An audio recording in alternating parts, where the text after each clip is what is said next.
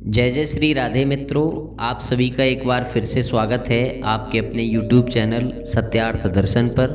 दोस्तों, आप भी जीवन में कुछ नया करना चाहते हैं, कुछ नया सीखना चाहते हैं, कुछ ऐसा सीखना चाहते हैं जो जीवन में आपके काम आए, तो कृपया चैनल को सब्सक्राइब करके बेल आइकन अवश्य प्रेस करें, क्योंकि हम आपके लिए इस चैनल पर ज्ञानवर्धक जानकारी और प्रेरणा देने वाली वीडियोज़ लाते रहते हैं।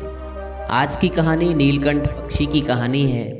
दो नीलकंठ पक्षियों का जोड़ा था। ये दोनों पति पत्नी थे। नीलकंठ पक्षी की पत्नी बड़ी जिज्ञासु थी। दिन भर ये दोनों पति पत्नी भोजन की तलाश में इधर उधर भटकते थे। भोजन की तलाश करते समय नीलकंठ की पत्नी कुछ रहस्यमयी घटनाएं देखती थी और उस घटना के विषय में अपने पति से पूछती थी। आज नीलकंठ की पत्नी जब भोजन की तलाश में गई तो एक नगर से गुजरते हुए अचानक उसने एक विचित्र दृश्य देखा। उसने देखा कि एक बड़े से मैदान में भीड़ मौजूद थी। उसी भीड़ के मध्य एक राजपुरुष, जो शायद वहाँ का राजा ही था, एक बकरी के मेमने पर अपनी तलवार चला रहा था। भीड़ यह देखकर खुशी से चिल्ला रही थी। यह देखकर नीलकंठ की पत्नी की उत्सुकता अपनी चरम सीमा पर जा पहुंची। वह जल्दी जल्दी उड़ते हुए बाग में पहुंची जहां उसका घोंसला था। उसकी रात थी। रात बड़ी और दिन छोटे हो रहे थे। उसका पति भी घोंसले में लौट आया था। पत्नी ने नीलकंठ पति से उस घटना के रहस्य से पर्दा हटाने को कहा। नीलकंठ पक्षी ने अपनी पत्नी से कहा, प्रिय सुनो, आज जो कहानी मैं सुनाने जा रहा हूँ उसमें जीवन की बहुत बड़ी सीख छुपी हुई है, अतः कहानी को ध्यान से अंत तक सुनना। कहानी के अंत में मैं तुम्हें ऐसी 5 बातें बताऊंगा, जो भी उन बातों का अपने जीवन में उपयोग करेगा, अनुसरण करेगा, वह सदैव सुखी रहेगा। उसका वैवाहिक जीवन खुशियों से भरा होगा और जीवन में कोई कठिनाई महसूस नहीं होगी। तो सुनो, कहानी इस प्रकार है। अब से कुछ वर्ष पहले इस नगर पर राजा चंद्र प्रकाश का शासन था। उसका एक बेटा था जिसका नाम ब्रह्मदत्त था और उसके मुख्यमंत्री का नाम था श्रीकांत। मुख्यमंत्री के बेटे गौरीदत्त से ब्रह्मदत्त की प्रगाढ़ मित्रता थी।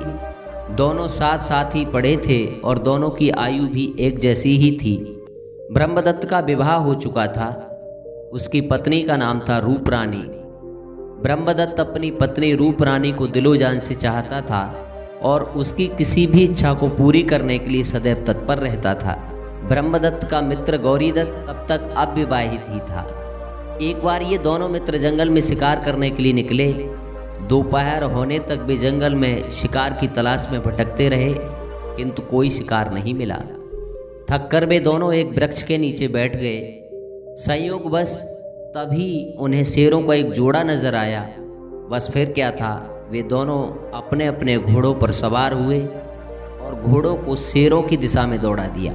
नज़दीक पहुंचकर उन्होंने अपने अपने धनुष बाण निकालकर शेरों पर तीर बरसाने शुरू कर दिए।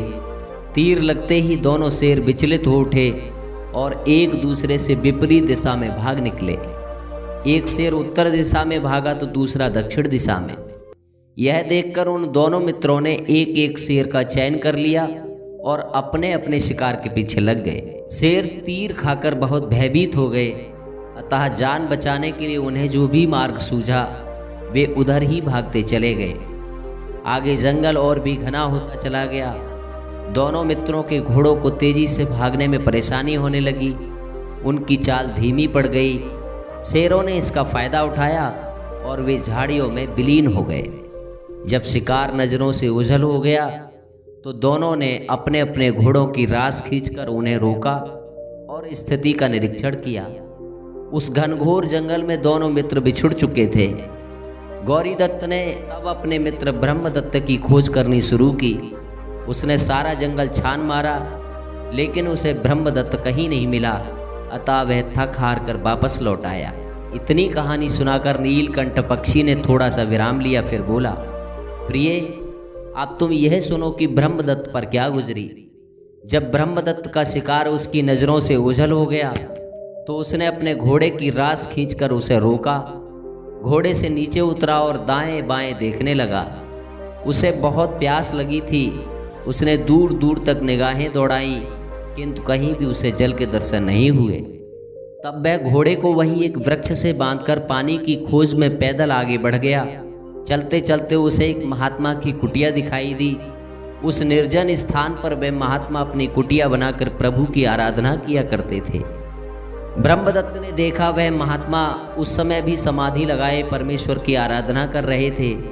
उनके पास पहुंचकर ब्रह्मदत्त ने उन्हें प्रणाम किया और बोला, हे मुनिवर, आंखें खोलिए और इस सेवक को आशीर्वाद दीजिए। महात्मा ने आंखें नहीं खोली, वह पूर्ववत प्रभु भक्ति में तल्लीन रहे। इस पर ब्रह्मदत्त ने उन्हें फिर से संबोधित किया, हे मुनि श्रेष्ठ, मैं बहुत प्यासा हूँ, यहाँ कहीं पानी हो तो मुझे बता दीजिए ताकि मैं उसे पीकर अपनी तृष्णा को मिटा सकूँ। महात्मा इस बार भी मौन रहे तो ब्रह्मदत्त ने आगे बढ़कर उनके कमंडल में झांका। कमंडल में जल भरा हुआ था। तब प्यास से बेहाल हो उसने कमंडल का जल पी लिया। जल पीते ही उसके शरीर में एक अजीब सा परिवर्तन शुरू हो गया। उसे पराविद्या का ज्ञान हो गया। अचानक नीलकंठ पक्षी की पत्नी ने बीच में पूछ लिया, प्राणनाथ, ये पराविद्या क्या होती है? नीलकंठ ने उत्तर दिया, प्रिय, अपने शरीर को छोड़कर दूसरे के शरीर में प्रवेश हो जाने को पराविद्या कहते हैं। और अब कहानी की समाप्ति तक आगे कुछ मत पूछना, नहीं तो मैं विषय से भटक जाऊंगा। नीलकंठ की बात सुनकर जब उसकी पत्नी शांत हो गई तो पक्षी ने आगे कहा, हाँ तो प्रिय, मैं तुम्हें बता रहा था कि महात्मा के कमंडल का जल पीते ही ब्रह्मदत्त को पराविद्या का ज्ञान हो गया। उसकी छठी संज्ञा जागृत हो गई। यह जानकर ब्रह्मदत्त की नीयत में खोट आ गया। उस कमंडल में अब भी काफ़ी जल शेष था, अतः उसने वह कमंडल उठा लिया और वहाँ से चला आया। प्रिय, तुम्हारी जिज्ञासा के लिए मैं तुम्हें यह भी बता दूं कि जिस महात्मा का कमंडल ब्रह्मदत्त ले आया था वह महात्मा एक सिद्ध योगी था, और जो जल कमंडल में भरा हुआ था वह मंत्रों से सिंचित जल था, जिसे योगी ने अपने तपोबल से प्राप्त किया था। ब्रह्मदत्त कमंडल साथ लिए किसी प्रकार उस वन से बाहर निकला और देर रात गए अपने राजमहल में पहुंच गया। उसकी पत्नी रूपरानी उसके वहां ना पहुंचने पर घबरा रही थी। इस बीच वह कई बार गौरीदत्त से भी उसके विषय में पूछ चुकी थी, किंतु उसके उत्तरों से उसे संतोष नहीं हुआ था। जब ब्रह्मदत्त सकुशल पहुंच गया तो उसकी जान में जान आ गई। उसने अपने पति से इतना विलंब हो जाने का कारण पूछा तो उसने पूरा ब्यौरा सिलसिलेवार बता दिया। उसने यह भी बता दिया कि अपने साथ वह जिस कमंडल को लाया है उसमें मंत्रों से सिंचित जल है। उस जल को पीने से व्यक्ति को पराविद्या का ज्ञान हो जाता है और तब वह जिस भी प्राणी के शरीर में प्रवेश करना चाहता है कर सकता है। यह जानकर रूपरानी बहुत खुश हुई। उसने भी पराविद्या जानने की इच्छा प्रकट की तो ब्रह्मदत्त ने कमंडल का कुछ जल उसे भी पिला दिया। इस प्रकार रूपरानी को भी पराविद्या का ज्ञान हो गया। दैवयोग से कुछ दिन पश्चात राजा चंद्र प्रकाश का निधन हो गया। पिता के मरने के पश्चात राज्य के सारे अधिकार ब्रह्मदत्त के हाथों में आ गए। तब उसने गौरीदत्त के पिता को सेवानिवृत्त करके गौरीदत्त को अपने मित्र को अपना मंत्री नियुक्त कर लिया। एक दिन ब्रह्मदत्त अपने मित्र और मंत्री गौरीदत्त के साथ महल की छत पर बैठा हुआ किसी विषय पर वार्तालाप कर रहा था। तभी संयोग बस पराविद्या का जिक्र छिड़ गया।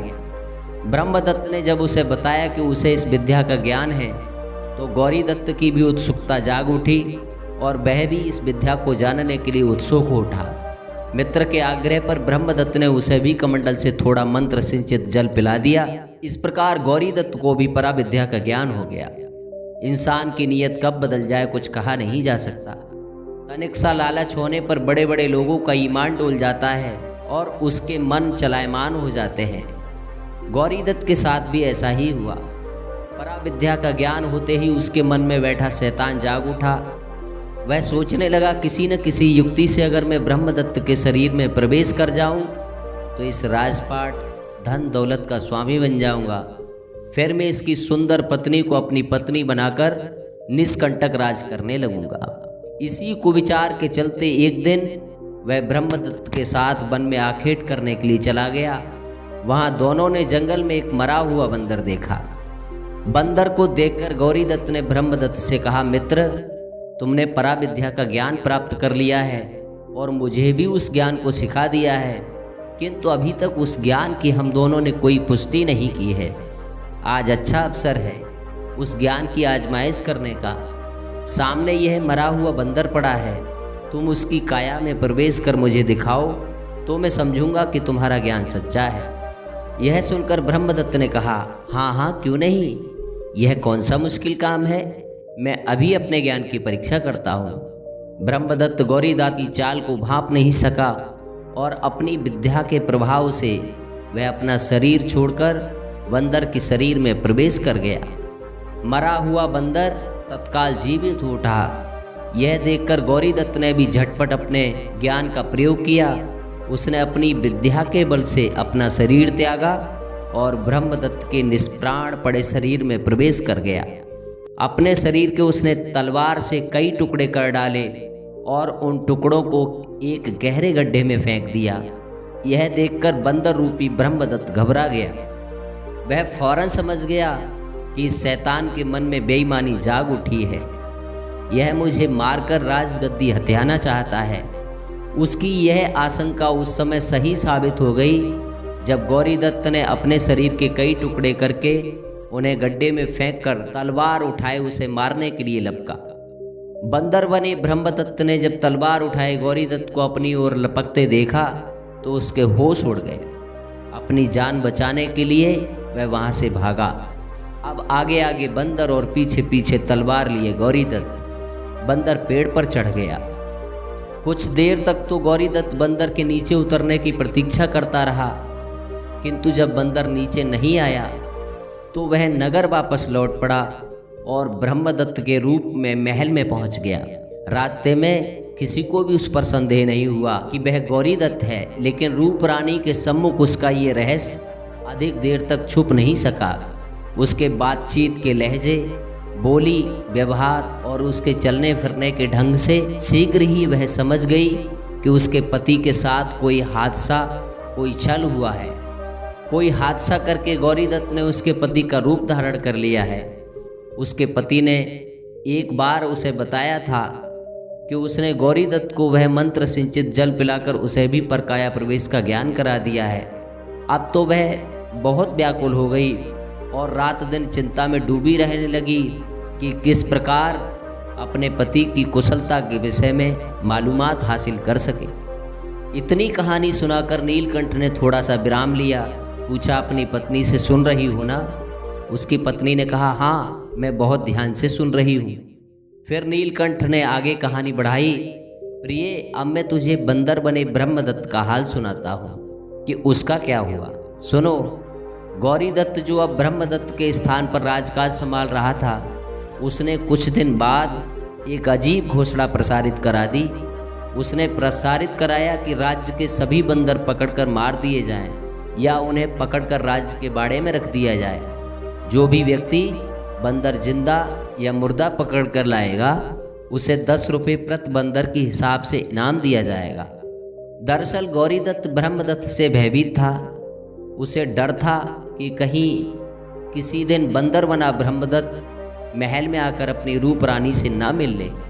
रूप रानी पहले से ही उस पर संकित हो चुकी थी।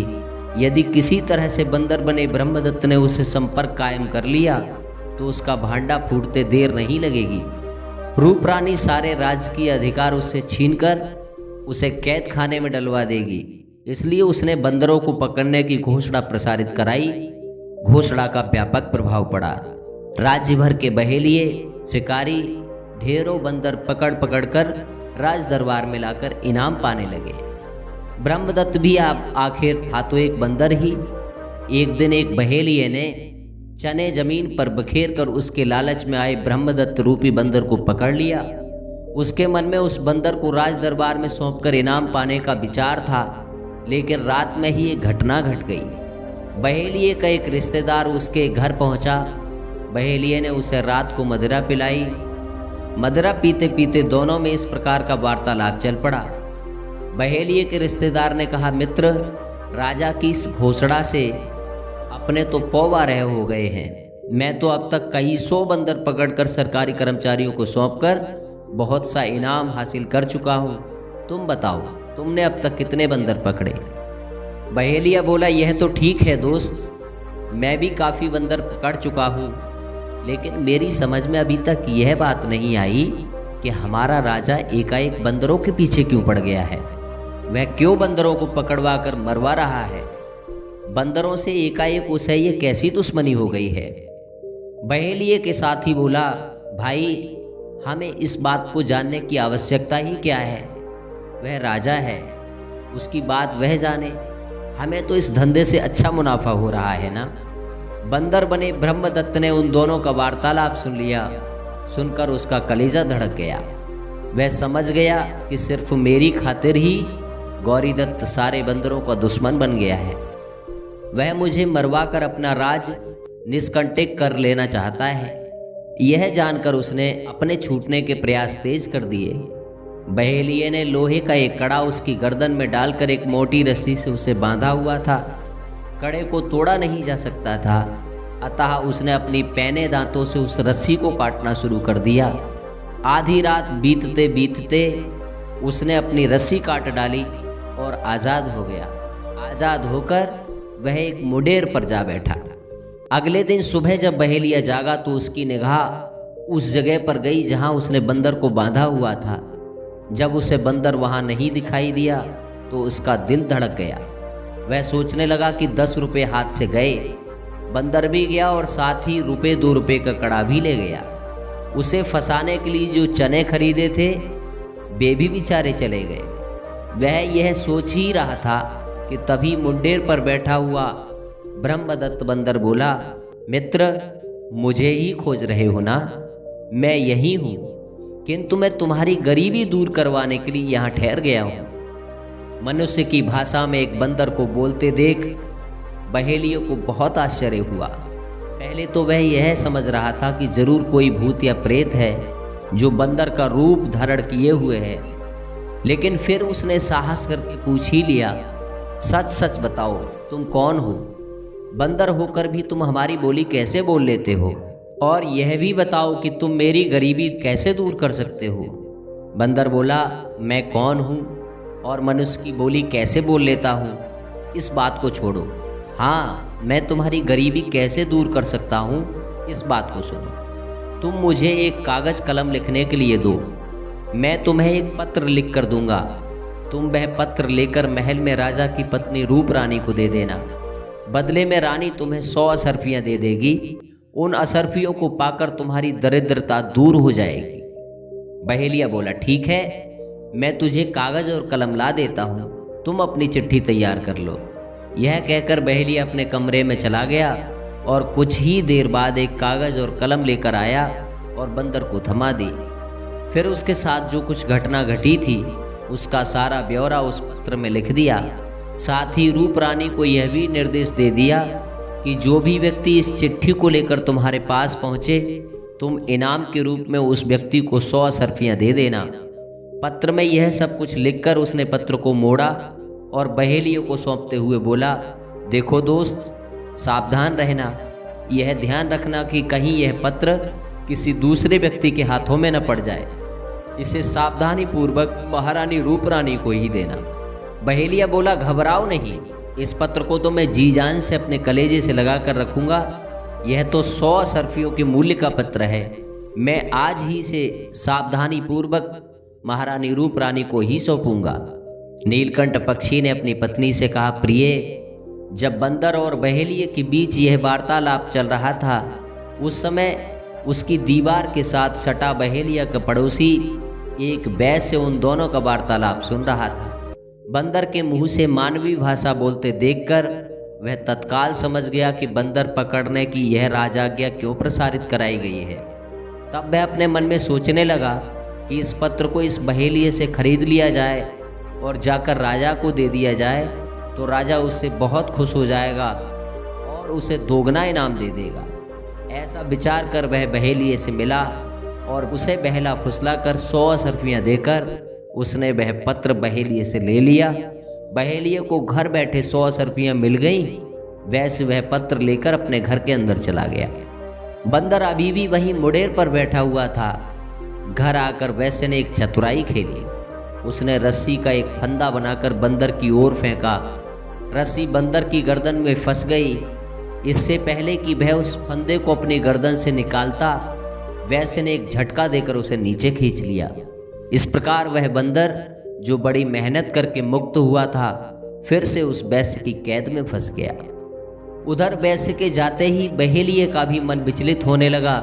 उसने सोचा कि 100 असरफियां तो इस बनिए से झटक ली, अब अगर बंदर से हुआ वार्तालाप और उसके द्वारा लिखी हुई चिट्ठी की बात मैं जाकर महारानी रूपरानी को बता दूं तो वह मुझे ढेर सारा पुरस्कार देगी।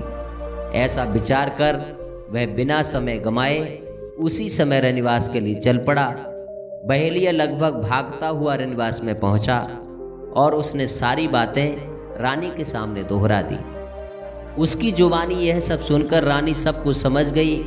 उसने बहेलिये को तो 100 असरफियाँ इनाम में देकर उसे चलता किया और फिर बंदर बने अपने पति को बचाने का कोई उपाय सोचने लगी। उधर वह बहेलिया जब रनिवास से बाहर निकला तो एक नई खुरापात उसके दिमाग में पैदा हो गई। धन के लालच ने उसकी आंखों पर पर्दा डाल दिया था। रनिवास से बाहर आकर वह अपने घर नहीं गया, उसके स्थान पर वह पहुंचा सीधा राजा के दरबार में। उसने वहां वैश्य के विरुद्ध शिकायत दर्ज करा दी कि कल उसने एक बोलने वाला बंदर पकड़ा था, किंतु उसके एक पड़ोसी ने वह बंदर छीन लिया। उस बंदर पर उसका अधिकार है, अतः उसके पड़ोसी से वह बंदर छीन कर उसे दिलवाया जाए। उसकी शिकायत पर अमल हुआ। दंड अधिकारी ने कुछ सैनिक बंदर सहित उस वैश्य को पकड़कर लाने के लिए रवाना कर दिए। इतनी कहानी सुनाकर नीलकंठ ने कुछ क्षण विराम लिया, अपनी पत्नी की ओर देखा। वह बड़ी उत्सुकता से सुन रही थी। फिर क्या हुआ महाराज? नीलकंठ की पत्नी ने पूछा। नीलकंठ ने कहा, जैसा मैंने पहले कहा, उस बहेलिये के जाते ही रूपरानी बंदर बने अपने पति को बचाने का कोई उपाय सोचने लगी थी। बहुत चिंतन और मनन के बाद अंततः उसे एक उपाय सूझ ही गया। उसने अपनी सेविका को बाजार में भेजकर एक तोता मंगवाया और उस तोते के पिंजरे को अपने आंगन में टांग दिया। कुछ ही देर बाद उसने महल के नीचे लोगों का कोलाहल सुना। कारण जानने के लिए उसने छत के नीचे झांका। नीचे कुछ सैनिक एक बंदर की डोरी हाथ में थामे एक आदमी को पकड़ कर ले जा रहे थे। रानी बुद्धिमान थी, वह फौरन समझ गई कि हो न हो यह वही बंदर है जिसके विषय में बहेलिये ने अभी अभी उसे बताया था। यह देखकर वह जल्दी से नीचे उतर गई और आंगन में टंगे उस तोते के पिंजरे को उठा लाई। नीचे जब बंदर राजमहल की गलियों से गुजर रहा था तो उसका दिल रो रहा था। वह सोच रहा था कि क्या मैं अब अपनी प्रिय रानी को कभी नहीं देख पाऊंगा। कुछ ही समय बाद तो मेरा वध कर दिया जाएगा। डबडबाई आंखों से अंतिम दर्शन करने की इच्छा से उसने ऊपर की ओर देखा। रानी ने पिंजरा हाथ में लेकर उसे तोते को दिखाकर संकेत कर दिया। उसने तोते को पिंजरे से बाहर निकाला और उसकी गर्दन पकड़ ली। बंदर के लिए इतना संकेत काफी था। इधर रानी ने तोते की गर्दन मरोड़ी, उधर अपनी विद्या के बल से बंदर ने अपना शरीर त्याग दिया और वह तोते के शरीर में प्रवेश कर गया। तोता पुनः जिंदा हो गया। रानी ने प्रेम पूर्वक उसके शरीर को सहलाकर उसे पिंजरे में बंद कर दिया और फिर से पिंजरे को यथास्थान पर टांग दिया। नीचे बंदर को ले जाने वाले सैनिकों ने जब बंदर के शरीर में कोई हरकत नहीं देखी तो वो हैरत में पड़ गए। आश्चर्य तो उन लोगों को भी बहुत हुआ जो उस बोलने वाले बंदर को देखने के लिए उन सैनिकों के साथ चल रहे थे। राजा के सैनिक भय से कांपने लगे। अब जाकर दंड अधिकारी को क्या जवाब देंगे? लेकिन बहुत से लोग उनके गवाह थे जिन्होंने बंदर को एकाएक दम तोड़ते देखा था, इसलिए उनका डर कुछ कम हो गया। नीलकंठ कहानी को आगे बढ़ाता हुआ अपनी पत्नी से कहता है, प्रिय, अब मैं तुम्हें यह प्रसंग सुनाता हूँ कि ब्रह्मदत्त ने कैसे अपना स्वरूप फिर से वापस पाया। सुनो, जब रात हुई तो ब्रह्मदत्त रूपी गौरी दत्त के रनिवास में पहुंचने से पहले ही रूप रानी ने एक बकरे का बच्चा खरीद कर मंगवा लिया। गौरी दत्त जब उसके कक्ष में पहुंचा तो उसने रूखेपन से उसका स्वागत किया। यह देख गौरी दत्त ने उससे पूछा, प्रिय, जब से मैं वन में आखेट करने के बाद लौटा हूँ तुम्हारा व्यवहार उसी दिन से मेरे साथ बदल गया है। अब ना तो तुम मुझसे प्रेम पूर्वक व्यवहार ही करती हो और ना ही अपनी सेज पर ही सोने देती हो। आज मैं तुमसे यह कारण जानकर रहूँगा कि किस कारण से तुम मेरी उपेक्षा कर रही हो। रानी बोली, आपका कहना उचित है, पर इसके पीछे एक कारण है। मुझे आपके प्रति शंका है कि आप मेरे पति नहीं, मेरे पति के शरीर में कोई और ही व्यक्ति है। आप मेरी इस शंका का निवारण कर दीजिए तो मैं फिर से आपसे पहले जैसा प्रेम करने लगूंगी। गौरी दत्त ने पूछा, तो बताओ रानी, इसके लिए मैं क्या करूं कि तुम्हें मुझ पर विश्वास हो जाए। रानी ने कहा कि मैं जानती हूं कि आपको परकाया प्रवेश का अच्छा ज्ञान है। मैंने एक बकरी का बच्चा मंगवाया है, मैं उसे मार देती हूँ। आप मुझे अपनी विद्या के प्रभाव से उसमें प्रवेश करके दिखाइए। यदि बकरी का बच्चा जीवित हो गया, यदि आपने ऐसा कर दिखाया तो मुझे पता चल जाएगा कि मेरी आपके प्रति शंका निराधार है, और यदि आप ऐसा करने में असफल रहे तो मैं समझ लूँगी कि मेरा आपके प्रति शंकित होना सर्वथा उचित ही है।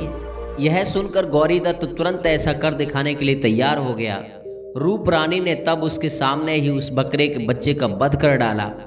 गौरी दत्त को भी चूंकि परकाया प्रवेश विद्या का ज्ञान था, अतः वह ब्रह्मदत्त वाला स्वरूप छोड़कर उस बकरी के बच्चे में प्रवेश कर गया। अवसर ताड़कर रानी ने तोते वाले ब्रह्मदत्त को उसके खाली पड़े शरीर में प्रवेश करने का संकेत कर दिया। ब्रह्मदत्त ने तोते का शरीर छोड़ा और अपने स्वयं के शरीर में प्रवेश कर गया। रानी ने तत्काल उस तोते की गर्दन मरोड़ी और उसके टुकड़े टुकड़े कर दिए।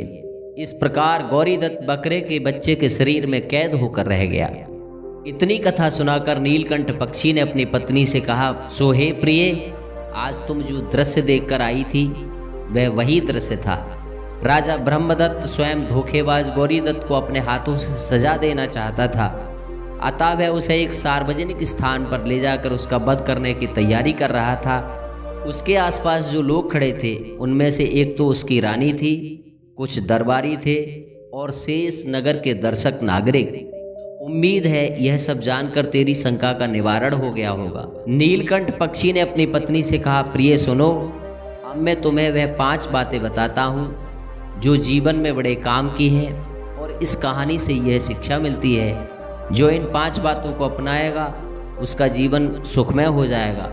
पहली बात, मित्र बनाने से पहले हमें यह सुनिश्चित कर लेना चाहिए कि हमारा मित्र कामी, क्रोधी तथा लालची नहीं होना चाहिए। यदि मित्र कामी, क्रोधी अथवा लालची हो तो उसका तुरंत त्याग कर देना चाहिए, नहीं तो जीवन में दुख के सिवाय और कुछ भी प्राप्त नहीं होता है। दूसरी बात, हमें पराये धन तथा पराई स्त्री की ओर कुदृष्टि से नहीं देखना चाहिए।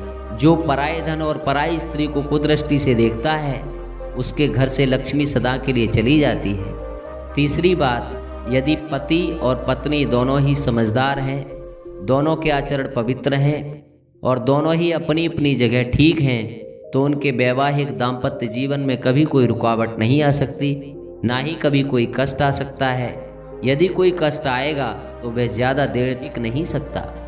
चौथी बात, कुछ बातें ऐसी होती हैं जिनको हमें अपनी पत्नी तथा मित्रों से भी छुपाना आवश्यक होता है, चाहे अपना मित्र कितना भी घनिष्ठ हो और चाहे अपनी पत्नी कितनी भी प्रिय हो, किंतु उनको सभी अपने भेद नहीं बताने चाहिए। पांचवी बात, हमें अपने बुद्धि और विवेक का सदैव प्रयोग करना चाहिए। संसार में कितनी भी कठिन परिस्थितियां क्यों ना हो, यदि हम अपनी बुद्धि और विवेक से काम लेते हैं तो वह कठिन से कठिन विपत्ति भी हमारा कोई नुकसान नहीं पहुंचा सकती। नीलकंठ पक्षी ने कहा, प्रिय, ये थी आज की कहानी। अब रात बहुत हो चुकी है, अब सो जाओ और मुझे भी सोने दो। कल फिर हमें भोजन की तलाश के लिए निकलना है। तो मित्रों, यह थी हमारी आज की कहानी। आपको कैसी लगी कमेंट करके अवश्य बताएं।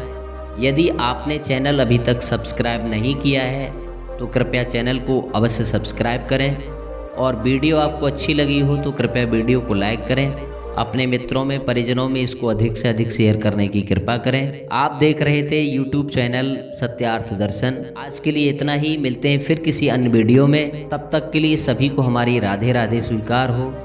जय जय श्री राधे, जय जय श्री कृष्णा। बोलिए बांके बिहारी लाल की जय।